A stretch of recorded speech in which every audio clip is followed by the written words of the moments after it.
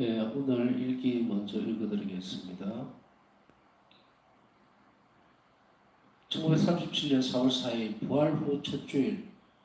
부활 후 첫 주일은 하나님 자비의 주일이다. 아침 영성체 후에 내 영혼은 하나님 안으로 잠겨 들어갔다. 나는 삼위일체의 하나님 세 분과 완전히 하나가 되었다.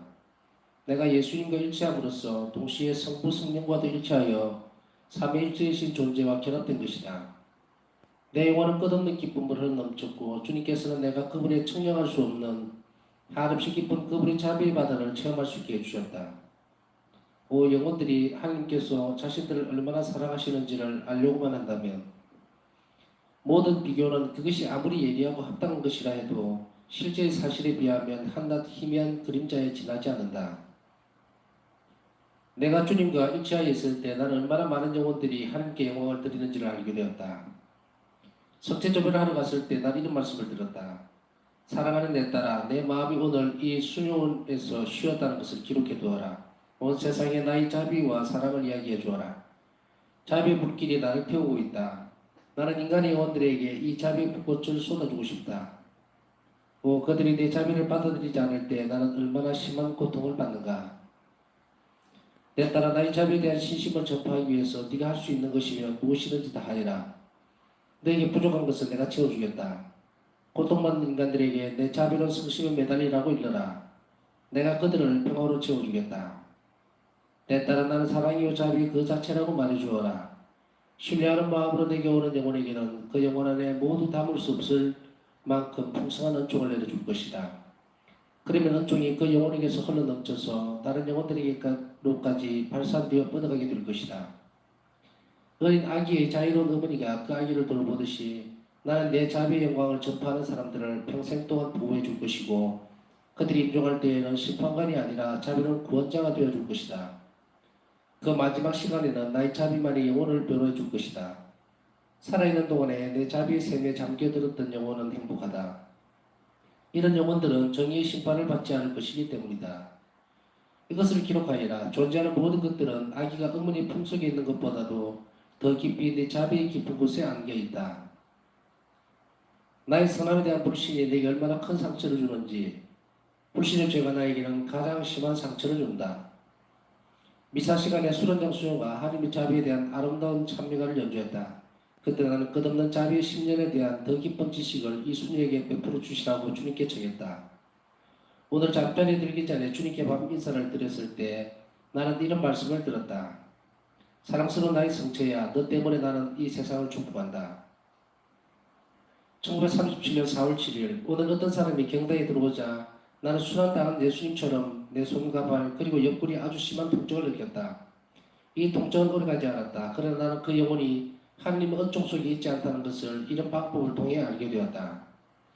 어느 날 나는 교황께서 이 문제에 대해서 깊이 숙고하고 계신 것을 보았다. 1937년 4월 10일 오늘 원장 수녀가 나에게 하나님의 자비에 대한 글을 읽으라고 주었다. 거기에는 예수님 자비의 성화도 인쇄되어 있었다. 이 글은 빌르노의 한 주간지에 실린 것이었는데 하나님 자비의 열렬한 사도인 미카엘 소포코 신부가 크라카오에 있는 우리들에게 보내준 것이었다. 이 글에는 주님께서 내게 해주신 말씀들이 포함되어 있었는데 어떤 것은 하나하나 말 그대로 고스란히 실려 있었다. 내가 그 주간지를 손에 들었을 때 사랑의 화살이 내 영혼을 찔렀다. 너희 간절한 열망 덕분에 나는 자비 추기 문제를 서두르고 있다. 내 영혼은 아주 강렬한 사랑의 불길로 타올라서 마치 내가 통째로 하나님 안에서 녹아버리는 것처럼 느껴졌다. 하나님 자비의 사업을 온 세상에 두루 전하는 그 아름다운 영혼은 자신의 기쁜 겸손으로 인해 하나님을 무척 기쁘게 해드린다. 커다란 은총을 받기 전에는 언제나 내 영혼은 인내심의 시험을 받는다. 은총을 느끼면서도 아직 그것을 소유하지는 못하기 때문이다. 내 영혼은 갈기갈기 찢겨나가고 있는데 아직도 때는 오지 않았다. 이런 순간들은 너무나 특별하기 때문에 기록하기가 무척 힘들다. 1937년 4월 13일 오늘 나는 온종 침대에 누워 있어야만 한다. 기침을 몹시 심하게 했기 때문에 기운이 다 빠져서 걷지도 못할 정도로 약해졌다. 내 영은 하나님의 일을 하고 싶어서 한다했지만 육체적인 힘은 나를 따라버리고 말았다. 오 주님, 이 순간에 저는 주님께서 역사하시는 일 속으로 뚫고 들어갈 수가 없습니다. 그러므로 저는 그저 사랑의 의지를 반복해서 다짐할 뿐입니다. 주님께서 좋으실 대로 제게 하십시오. 비록 심한 유혹과 세찬 의혹의 물결이 내 영혼을 휩싸고 곧 좌절할 것도 같지만 주님 원수의 모든 공격을 바위에 대고 쳐서 부숴버릴 수 있도록 제 의지에 강건한 힘을 주십시오.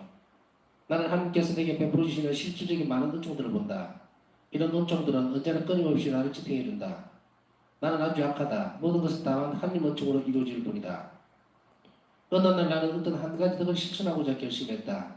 그런데 오히려 그날 나는 다른 날들보다 또 10배는 더 그 덕에 위배되는 잘못을 저지르고 말았다. 저녁에 되어 난 오늘 내가 왜 그렇게 유별나게 실수를 했는지를 성찰해 보았다. 그리고 이런 말씀을 들었다.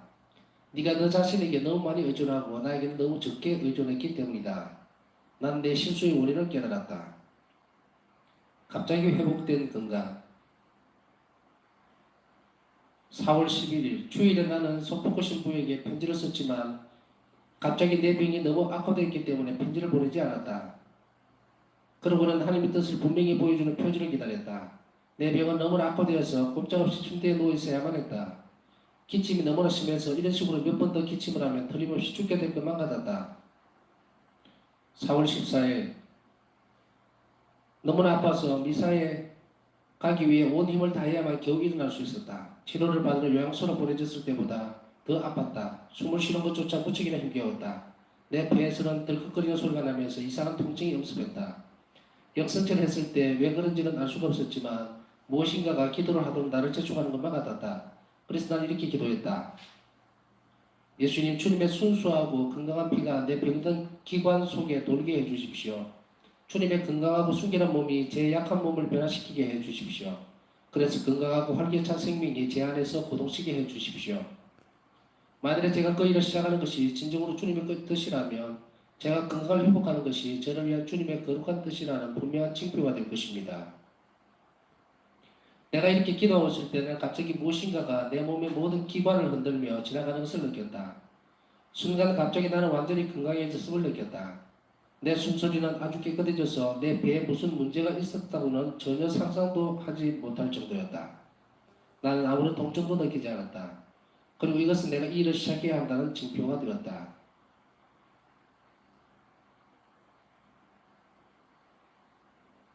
오늘은 여기까지 읽겠습니다.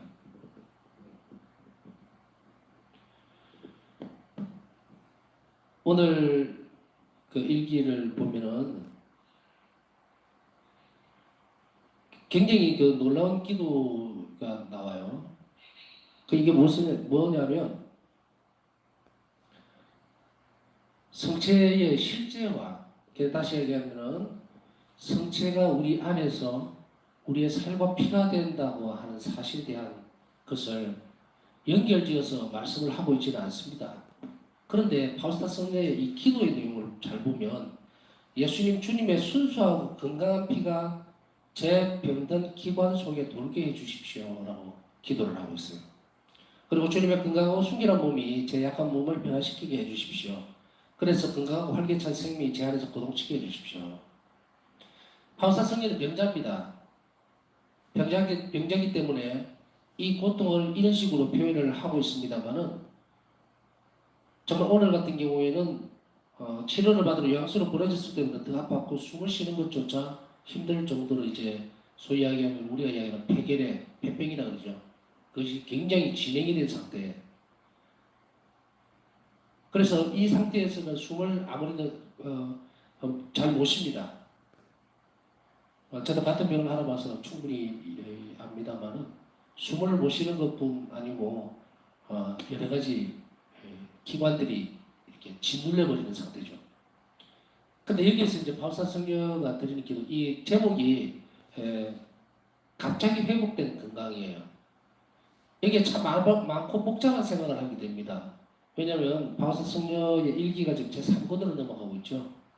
그렇기 때문에 바울사 성녀가 세상을 떠나기 얼마 남지 않았다는 것은 우리는 이미 이제 역사가 말해주고 있으니까 알고는 있죠. 그런데 바울사 성녀에 있어서 이게 갑자기 회복된 건강의 문제는 표징으로 주어진 거예요. 왜냐하면 그 완결되어 있는 그 부분들이 아니고, 그리고 표징이라고 하는 것은 예수님께서 갑자기 건강을 이렇게 회복시켜 주시는 것이 어떤 의미가 있었느냐에 대한 부분. 다시 얘기하면 바울사 성녀가 이 기도를 하시면서 예수님이 이제 제가 당신 마음에 드는 일을 하고 있으니까 열심히 앞으로 더 일을 해야 되니까 건강하게 해달라고 이렇게 해서 아무것도 안 되지 않겠느냐 이런 식의 기도를 한 것이 아니고 표징으로 요구를 해봤어요.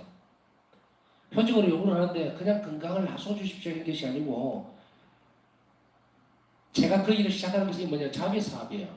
이게 이 포인트가 그 일이라고 하는 것에 뭐 맞춰져 있어요.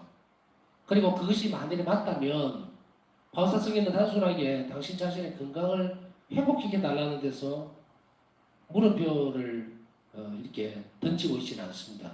이게 무슨 말이냐면 건강을 회복하게 해달라, 건강을 돌려달라. 그러면은 다른 사람들이 나를 볼 때에 주님께서 정말 저를 사랑하시는 줄 알겠습니다. 그렇게 한 것이 아니라는 이야기예요. 이미 바우사 성녀에게 있어서는 살고 죽고의 문제, 이 땅에 머물고 싶어 하지 않는 데까지 지금 갔어요. 그래서 한시라도 빨리 예수님께 가고 싶어 하는 열망이 거의 뭐 넘쳐 흘러버렸어요. 그렇기 때문에 그럼에도 불구하고 이 건강 문제를 얘기한 것은 뭐냐면 일을 해야 되니까 정말 주님 마음에 드는 그 시간까지 주님이 시키신 일이니까 그 일을 하기 위해서는 꼼짝을 못하면 안 되잖아요. 그러니까 그 일의 포인트를 맞춘 거예요. 당신의 건강이 회복해져서 앞으로 더 많은 일을 어떻게 하고 이런 것보다 한시적이 될지도 몰라요. 이 부분들을 보면 왜냐하면 아까 말씀드렸듯이 바우사 성녀는 결국 폐결핵으로 돌아가시게 돼요. 회복이 안 된다는 이야기예요. 그런데도 불구하고 하나님께서 이 바우사 성녀에게 주셨던 것은 표징적인 부분입니다. 왜? 예수님은 너무 자비로우셔서 이런 그 한 부분들을 청할 때에 거절하지는 않으시는 거예요. 그렇기 때문에 우리는 이런 부분들이 건강이 회복되어졌을 때에 정말 이제 건강이 다 괜찮아졌으니까 하나님께서 내 기도를 들어주셨고 앞으로 나는 어떻게 살 것이다 라고 하는 그것도 사실은 월권행입니다. 건강이 회복되어졌을 때에는 분명한 어떤 표징들이 있을 수 있어요. 물론 어떤 병에서 일어나서 그 다음에 아주 많은 일들을 하나님의 사업이라든지 일들을 할 수 있겠지만 그러나 분명한 사실은 그 건강을 회복시켜 줬을 때에 예수님께서 우리에게 바라시는 것을 제대로 찾아내지 못한다면 그냥 그대로 내가 어떤 사람은 그렇죠. 죽었다 깨어난 사람이 그런 이야기를 하더라고요. 그 무슨 얘기를 하느냐 이제 새 생명을 얻었으니까 이제 새로운 삶을 시작하겠다. 생각이 바뀌죠. 개전이 되는 거예요. 꼭 죽었다 깨어났다고 해서 그런 건 아니고 우리 모두가 이런 현상들을 많이 겪습니다. 다시 하면 우리의 작은 병고들이 극복되어졌을 때 하나님 나에게 원하시는 것이 있다는 거예요. 그러면 그것을 찾아 나서야 돼요. 그리고 그것을 단순하게 이렇게 아픈 것이 나았으니까 감사드립니다 하는 그것을 끝다 된 문제가 아니라는 이야기죠. 내가 몸이 건강이 조금 좋아졌을 때에 이제 할 수 있는 일들이 무엇인지 그리고 하나님께서 원하시는 것이 무엇인지 그 뜻을 찾아 나서야 된다는 이야기입니다. 그래서 다시 일기로 돌아갔을 때에 첫 번째는 바우사 성녀는 건강을 회복하게 해달라는 것을 일이 진행되어 가는 것, 자비의 일을 하는 데 있어서 그게 주님 마음에 드십니까? 확실하신 한 것입니까? 그리고 제가 그 일을 시작하는 것이 진정으로 주님의 뜻이라면 이렇게 이야기하잖아요. 그러니까 주님의 사업과 연결되는 거예요. 자비의 사업과. 자비의 사업을 바우사 성녀도 계속해 나가지만 확인을 하고 싶어 합니다. 누구든 다 그래요. 늘 예수님과 상의하고 또 그 일을 진행해야 되죠. 그래서 이 시점에 있어서 바우사 성녀는 본인이 확실하게 알 수 있는 표징을 요구한 거예요. 표징적인 부분을 요구한 것이지 주님 제가 건강해진다면은 무엇을 어떻게 뭐 더 열심히 하겠습니다. 이런 것이 아니라는 거죠. 그래서 바우사 성녀는 이 건강을 회복하게 해달라는 이 부분들은 단순하게 자비의 일이 주님 마음에 또 당신이 하시는 일이 예수님 마음에 확실하게 든다는 표징을 요구했기 때문에 이 일이 이제 이루어지게 됩니다. 그런데 이 기도의 내용을 우리는 잘 살펴보고 할 필요가 있어요. 어떤 부분입니까? 건강을 회복하게 해주십시오. 또 나 어떻게 해주십시오라고 하는. 근데 저는 이 부분들을 볼 때 이 병자들의 기도다라는 생각이 들어요. 병자들이 이런 기도를 바칠 수 있다면 빠른 회복이 있을 것이다. 왜냐하면 아까 앞에서 처음에 설명했듯이 순수하고 건강한 피가 제 병든 기관 속에 돌게 해주십시오. 이 뭐예요? 성체라고 얘기했죠. 성체와 성현. 우리 병든 몸이 바로 예수님의 성체와 성현으로 인해서 새로운 피로 바뀐다. 이게 참 대단히 신학적으로 굉장히 깊이 있는 이야기입니다. 전에도 한번 그 말씀을 드린 것이 있는데 다른 부분에서 왜 예수님께서 성체와 성령의 모습으로 당신을 남겨두셨을까? 왜냐하면 우리는 우리 이 육신으로는 구원받을 수가 없다는 거예요. 그렇다고 해서 우리가 죽었다가 부활할 수 있는 그런 몸으로 바뀌기 위해서는 성체와 성령이 있어야 돼요. 그래서 예수님은 살과 피를 먹고 마시고 그래서 우리 육체가 그 성체를 해서 변화가 된다. 그래서 우리 안에 있는 이 피가 예수님의 피로 바뀌어야 되고 하나가 되어야 되고 우리 이 살이 예수님의 살과 하나가 되어가는 과정 그것을 인식하지 않으면 안 됩니다. 왜 우리가 거룩하게 살아야 되는지 우리가 왜 자비로 사람이 되어야 되는지는 분명해진 거예요. 그 영성체를 통해서 그래서 그 영성체가 모든 것이라는 겁니다. 예수님께서 이 하늘 삼위이신 하나님께서 인간을 구원하시기 위해서 왜 사람이 되시도록 하셨을까에 대한 그 질문에 대한 답은 여기 있어요. 하나님께서 세상을 구원하시기 위해서는 두 가지 방법이 있었어요. 하나는 세상을 완전히 없애버리고 새로 만드는 거, 창조하는 거. 또 하나는 있는 그대로 놔두고 변화시키는 거예요. 그런데 하나님의 자비는 간단한 방법이겠지만 이 용납하지를 못했어요. 인간의 원죄 이후에 싹 썰어버리고 없애버리고 새로 창조하겠다는 그거는 하나님 자비에 어긋난다. 그 어긋난다기보다는 하나님 자비는 무한한 거예요. 그래서 새로 창조를 하는 것이 아니라 있는 사람들을 변화시켜서 구원하자. 그래서 예수님께서 당신의 사랑하신 성자를 인성을 가지도록 해서 사람이 되신 거예요. 그래서 우리 육을 입으로 인해서 어떤 것인가 아버지께 완전히 순명을 함으로 인해서 그 다음 과정에 십자가상에서 완전히 순명함으로 인해서 인간의 불순종으로 이루어졌던 그 죄가 완전히 죽어버리죠. 그리고 새 생명이 들어오게 되는데 그게 예수님의 순환과 죽음 그리고 부활입니다. 부활로 인해서 이제 사람은 살이 바뀌게 돼요. 이 육신이 변화되고 부활될 수 있는 육체로 바뀌어버렸죠. 이 창조입니다. 새 창조예요. 그럼 그 새 창조는 가능성입니다. 어떤 가능성인가? 성체로 인해서 바뀔 때에만 부활할 수 있다. 무엇으로? 영원한 생명으로의 부활이에요. 부활도 두 가지라고 말씀드렸죠.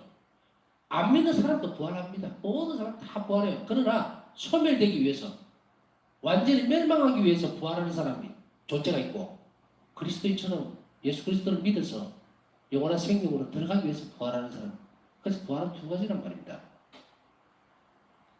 전부 다 살아났다고 해서 되는 것이 아니에요. 심판을 위해서 다 살릴 수밖에 없어요. 하나님은. 이게 마지막 심판에 대한 건데 제가 그 부분까지 들어가기에는 시간이 없습니다. 여하튼 그래서 예수님께서 완전한 그 성체로서 우리 몸에 들어오셔서 우리의 육과 영이 바뀌어야 돼요. 이가 피와 살이 바뀐다는 이 개념을 지금 오늘 파서 성경은 말씀하고 계시는 거예요. 그래서 우리 영성체를 할 때 우리는 간절하게 기도를 해야 되고 분명히 의식을 해야 됩니다. 성체를 정하고 나서 아무 생각 없이 막 했다든가 그렇게 되면 안 된다. 예수님께서 내 안에 들어오셨으니까 우리 육과 내 생각, 행동, 태도, 의지, 기도 생활, 거룩한 생활 왜 해야 되는지 아시겠어요? 그러면 바뀌는 거예요. 바뀌어요. 우리가 죄를 짓거나 기도 생활을 열심히 하지 못하면 예수님과 반대되는 삶을 삽니다. 왜? 예수님께서는 성체는 우리 안에서 우리를 거룩하게 됐는데 우리가 거룩하게 살지를 못하면 어떻게 됩니까? 성체 성사 안에 이 성체로 오셨던 예수님은 얼마나 모욕을 당하고 당신의 순환이 어떻게 됩니까? 순환의 고통 그것이 전부 바닥으로 다 떨어져 버린다. 소용이 없게 됩니다. 소용이. 왜 자꾸 기도하십시오. 거룩한 생각을 하십시오. 바로 사도는 그것을 우리는 이미 거룩한 사람이 되었기 때문에 우리는 성령을 받아 거룩하게 되기 때문에 성령의 삶을 살아야 됩니다. 거룩하게 되어야 됩니다. 그리고 기도해야 됩니다. 왜 하시는지 아시겠죠? 이미 성체는 우리 안에 모셔져 있기 때문에 우리는 예수님과 하나가 되기 위해서라도 열심히 기도해야 되고 거룩하게 살아야 되고 그리고 하나님과 하나가 되기 위해서 오늘날에 있어서는 예수님과 일치되기 위해서는 자기의 삶을 사는 수밖에 없어요. 예수님과 똑같은 삶을 살아갈 수 있는 방법은 이거 하나밖에 없다. 그래서 우리가 기도하지 않는 사람은 예수님과 함께 하지 않겠다는 확실한 표징입니다. 표시를 자기가 내버리는 거예요. 시간이 없다, 뭐 어떻다, 저떻다. 그러한 사람들을 위해서 예수님은 우리에게 기도를 요청하고 있는 겁니다. 자, 다시 마무리를 짓겠습니다. 첫 번째로 돌아왔을 때, 그래서 병자들은 순수하고 건강한 피가 내 병든 기관을 돌게 해주시고, 그렇게 함으로 인해서 내 병을 나서주시고, 그리고 주님께서 건강하고 순결한 몸이 제 몸을 변화시키게 해주십시오. 다음에 이 부분들을 한번 잘 적으셔서 아플 때에 드렸으면 좋겠다. 참 병자들에게 대한 확실한 기도 같아요. 뚜렷한 기도. 왜? 그러나 그 밑에 있는 부분도 같이 따라가야 됩니다. 위에 거만 하면 안 돼요. 어떤 것이냐면 주님의 거룩한 뜻이라는 것이 분명한 것이 될 것입니다 라고 하는데 거기에서 제가 그렇게 살 것입니다. 저는 자비의 삶을 살게 될 것입니다. 그러니 이걸 해야 돼요. 무작정 기도를 드린다고 해서 되는 것이 아니고 그래서 먼저 선행되는 기도는 뭐냐면 거룩하게 살아야 되고 자비로운 삶을 먼저 선택해서 사십시오. 그러고 나서 이 기도를 드린다면 우리는 정당하다는 말은 조금 의미가 있는지 모르겠지만 하여간 예수님께서 거절하지 못하실 부분의 기도예요 이게. 주님 제가 이렇게 제 삶이 정말 미약하나마 자비로운 사람으로 살 것을 결심했고 그렇게 열심히 살려고 하여간에 저 딸에는 최대한 노력합니다. 그러니까 그걸 보셔서 그게 주님 마음에 드신다면 제가 건강히 좋지 못합니다. 그러니 당신의 성체로 오셔서 제 순수하고 건강 제 기관들 병든 기관들 돌게 해주시고 이 기도를 바치면 반드시 예수님은 들어주실 수밖에 없죠. 즉시로 바로 예수님은 파사성의 이 기도를 들어주시죠. 그래서 한시적이라고 표현을 할 수밖에 없습니다. 왜냐하면 파사성에는 이미 완결돼 가지고 예수님 사업했을 뿐 아니고 예수님 마음이 완전 일치가 되어 있기 때문에 예수님께 갈 수밖에 없죠. 그렇지만 한시적이라는 표현보다는 약간 이 시간에 건강을 완전히 회복한 그런 치유를 체험을 하게 됩니다. 그래서 병자들을 위해서 우리가 이런 기도들을 바칠 수 있다면 이 기도는 제가 볼 때는 병자들을 위해서 드려주라는 기도가 아니고 우리 아픈 사람들에게 가르쳐야 되는 기도 같아요. 병든 사람.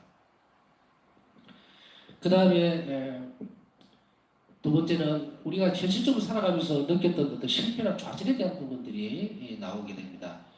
바울사성에도 이같이 어떤 한 가지 덕을 실천하고자 결심을 했어요. 우리 사순 시기에 보면 많은 분들이 어떤 결심들을 하게 됩니다.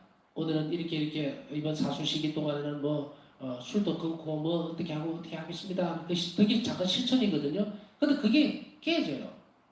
그래서 가끔씩 듣는 이야기 아니고 자주 듣는 이야기들이 신부님 어떤 때는 제가 오늘 사순 동안에 술을 절제하고 안 먹기로 했는데 어떻게 사순 시기 동안에 더 많이 먹게 되고 더 고주망태가 되고 이렇습니다. 이러는데 이 부분이에요.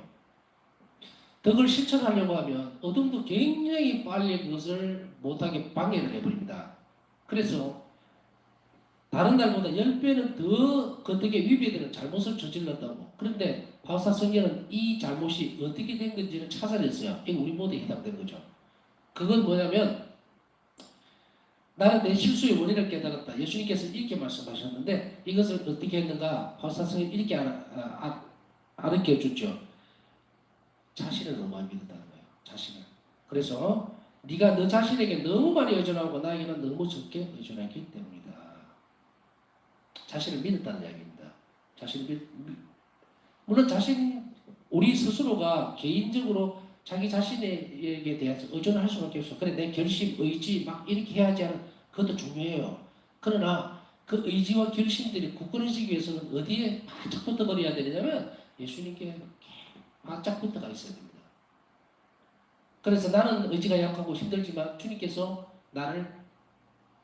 내가 이런 작은 덕을 실천할 때에 예수님께 의탁한다면 주님께서 은총을 나를 도와주실까는 그쪽으로 바짝 붙어버려야 돼요. 기도를 통해서라든지 은총을 청하는 것으로 인해서라든지 아니면 그 덕을 실천할 수 있는 그런 은혜를 주십사하고 끊임없이 청할 때에 이게 실행이 되어진다는 거예요. 그래서 화사성녀는 이 부분에 있어서 오늘 이렇게 좋은 결심, 덕행을 실천하려고 했는데 이렇게 실패를 했던가에 대한 부분들을 예수님께서 일깨우십니다.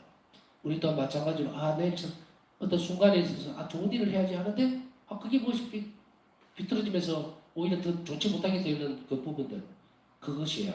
내가 할 수 있는 일이 아닌가는 그것을 실행하기 전에 주님께서 도와주시고 나를 완전히 감싸 주실 때에 내가 그 일을 할 수 있다고 하는 거. 그거를 잘 드러내야 됩니다. 그렇게 하면은 이런 실패라든지 실수할 수 있는 부분들 그런 것들을 훨씬 줄일 수 있다. 그래서 이것도 연습이니까 작은 특행이라는 것도 아까 선한 일, 자비로운 일을 하려고 하는데 방해를 받는다든지 오히려 더 좋지 못한 결과가 나왔을 때 우리 이 사실을 알아들어야 됩니다. 아 이게 내가 하는 게 아니구나. 주님께서 도와주시지 않으면 어떤 순간에도 나는 자비로운 일을 할 수가 없구나. 그걸 인정하고 그리고 그 자리로 돌아가서 주님께 청하고 겸손한 마음으로 돌아가면 그 일이 실행이 돼요. 그 다음에 세 번째로는 오늘 참 아주 중요한 말들이 많이 나옵니다만은 제가 그 자비의 일들에 있어서 이 가장 큰 하나님께서 원하시는 것 하나님에게 가장 큰 대죄가 뭐라고 생각을 합니까? 오늘 답이 나와 있어요. 이건 뭐냐면 불신의 죄입니다. 불신의 죄. 불신의 죄를 바꿔서 얘기해보면 의탁하지 않는 죄입니다. 의탁은 어디에 대한 의탁입니까? 하나님의 선성에 대한 거예요. 하나님의 선하심에 대한 거. 하나님의 선하심에 대한 것을 불신해버리는 그것이 가장 큰 상처를, 심한 상처를 줍니다. 우리는 때때로 세상을 살면서 기도 많이 하죠. 기도하면서 우리의 일들이 잘 이루어지지 않을 때에 하나님께 원망을 하고 또 아주 소극적인 태도로는 그래 내가 뭔가 좀 잘 못됐나 정성이 부족해서 그럴 것이야 라고 했을 때도 불신이에요. 그거. 하나님께 많이 맡기지 못했기 때문에 혹시나 그 돈을 넣으면 그래도 그 정도만 잘 절제를 하는 거예요. 하나님께 원망을 하고 막 성당 안 나간다 뭐 믿어서 무엇 하느냐 그 선까지 안 넘어가는 바로 직전의 단계가 그 단계입니다. 소심한 단계예요. 그래도 그나마 그 선을 타고 넘지는 않죠. 그래 내가 부족해서 그런가 봐. 그러나 그것이 만약에 우리가 바라고 원하는 것이 클 경우에는 이것도 넘어버립니다. 왜냐하면 손해를 봤다고 생각하기 때문에. 작은 부분에 있어서는 그래 겸손하게 생각을 할 수 있죠. 아니 내가 이러면 안 되지. 그래 예수님께서 원하시는 것이 있었을 거야 따로. 그러니까 내가 기도가 부족해서 그럴 거야. 쉽게들 이야기하죠. 근데 사실은 솔직하게 우리 영혼 안으로 들어오면 그것도 아닙니다. 불경스러운 죄를 안 지으려고 그냥 하는 최소한의 하나님과 나 사이에 그 간격을 안 넘으려고 하는 것일 뿐 정말로 우리 자신이 기도가 부족해서 뭐 어떻게 해서 하고 하진 않아요. 오히려 그러한 영혼은 어떻게 기도를 해야 되는가. 그래 내가 부족하게 했던 것도 있지만 그러나 주님께서는 언젠가 그걸 분명히 좋은 것으로 바꿔주실 거야. 왜? 하나님은 아버지시고 하나님은 선하신 분이니까 내가 고통받거나 또 힘들어하는 것을 원하지 않으실 것이다. 그러니 나는 그것을 믿고 하나님께 좋은 것으로 바꿔주십시오라고 할 때에 이제 이 관객이 없어져 버리는 거예요. 그런데 우리는 신앙상의 문제에 있어서는 이것을 묘하게 줄타기를 해요. 묘하게. 이것을 우리 스스로 하나님 앞에 잘 드러내야 됩니다. 유다서가 왜 자살을 했습니까? 유다서가 왜 자살을 했어요? 죽음을 선택해버리고 지옥으로 가버린 그 이유가 뭡니까? 하나님의 선성을 믿지 않았다는 거예요. 그래서 아주 겸손한 듯이 이야기해요. 내가 이런 큰 죄를 졌으니까 주님께서는 나를 예수님은 결코 나를 용서하지 못하실 거야. 그러니까 난 죽어버려야 되겠다 하고 딱 목을 달아버렸죠. 뭐가 달아맸습니까? 마귀가 딱 달아맨 거예요. 왜? 하나님 선성을 못 믿게 만들어 보니까. 우리 또한 매 순간 하나님께서 우리에게 한없는 자비로서 우리를 감싸주고 있다는 내 잘못 그것보다 하나님 자비하고 견주면 안 돼요. 이 세상에서 우리가 지을 수 있는 막 정말 너무도 엄청난 죄를 지었다 하더라도 그 하나님 자비와 비교를 하면 안 돼요. 우리는 언제든지 돌아가야 합니다. 그렇지 않으면 우리가 못 살게요. 그걸 인정할 때에 우리는 멸망하지 않는 거예요. 적어도 이 순간에 어떤 죄가 감히 하나님의 자비보다 더 크다고 그걸 막았을 수가 있습니까? 절대로 아닙니다. 예수님은 나를 용서해 주기 위해서 심지어는 어떻게 기도하셨는지를 우리 그래서 자비를 한 자비를 찾아내기 위해서는 십자가 순환을 자꾸 묵상하라는 이야기가 그 말이에요. 예수님께서는 십자가상에 돌아가시는 전에 무슨 말씀하셨어요? 아버지께 어떤 청을 하셨는지 잘 기억해야 합니다. 아버지, 저들은 자신들이 하는 일을 모릅니다. 당신 자신을 죽이는 사람들을 위해서도 용서해달라고 청하신 분이에요. 당신을 죽이는 순간까지도. 그러니 우리는 이 하나님 자비를 정말 높이 칭송을 해야 되고 경배를 해야 되고, 우리 하나님 자비에 대해서 우리가 감사하는 마음, 늘 그것을 받아들일 수 있는 마음들을 가지도록 노력해야 됩니다. 그래서 이러한 사람들, 하나님 자비를 영광스럽게 하고, 그리고 하나님 자비를 믿고 충실하게 따라가면서도 이웃들을 위해서 하나님 자비에 대해서 전파하는 사람, 그 사람은 무엇보다 어린 아기의 자유로운 어머니가 그 아기를 돌보듯이 현세에서는 평생을 돌봐줄 것이고, 임종 때에는 자비 심판을 받도록 하겠다. 그 영혼을 변호해 주겠다. 끝으로 이 단어를 하나 기억을 하십시오. 마지막 시간에는 나의 자비만이 영혼을 변호해 줄 것이다. 그러니 우리가 하나님의 자비를 잘 인식하고 받아들이고, 그리고 하나님 자비를 전파하는 데에, 이웃에 전하는 데에 최선을 다한다면 우리는 어떤 어려움도 하나님 안에서 다 이루어질 수 있다. 해결될 수 있다. 그래서 아까 이 말씀을 한 번 더 드린 겁니다. 아기를 돌보아 주듯이 평생 살아있는 동안에 돌보아 줄 것이다. 오늘 일기 내용을 우리가 함께 나눌 수 있도록 허락해 주신 하나님께 감사드리면서 성찬에 오시는 예수님께 우리의 원의와 그리고 은총을 전하는 시간 가지도록 하겠습니다.